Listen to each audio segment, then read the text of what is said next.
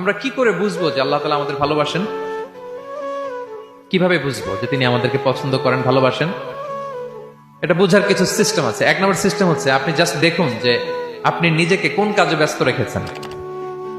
আপনি আপনাকে কোন কাজে ব্যস্ত রেখেছেন, আপনার লাইফস্টাইলের দিকে তাকান। লুক অ্যাট ইউর লাইফস্টাইল, আপনি নিজেই বুঝে যাবেন।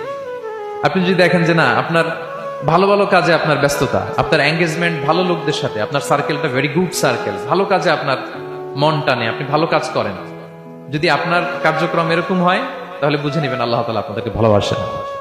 আলহামদুলিল্লাহ। আর যদি দেখেন না, যত আকাম কুকাম আছে ওইটার সবার আগে আপনি, যেই কাজে আল্লাহর ক্রোধ আসে, আল্লাহ রাগ হয়ে যান, যেই কাজ ইসলামে করার নিষেধ, যেটাতে তার অসন্তুষ্টি, ওই কাজে আপনার এঙ্গেজমেন্ট, ইনভলভমেন্ট, আপনার সার্কেল গুলাও এরকম, তাহলে বুঝে নিবেন আল্লাহ ভালোবাসা, এই মহা সৌভাগ্য আপনার কপালে জোটে নাই। তাহলে এটা হচ্ছে একটা সিস্টেম। আল্লাহ আপনাকে ভালোবাসেন কিনা এভাবে বুঝবেন যে আপনি নিজেকে কোন কাজে ব্যস্ত রেখেছেন, একটু দেখুন, আপনি মিলাতে পারবেন।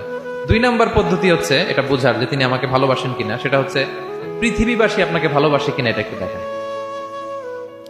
এই পৃথিবীর ভালো মানুষগুলোর কাছে আপনার একটা গ্রহণযোগ্যতা আছে কিনা এটা দেখেন।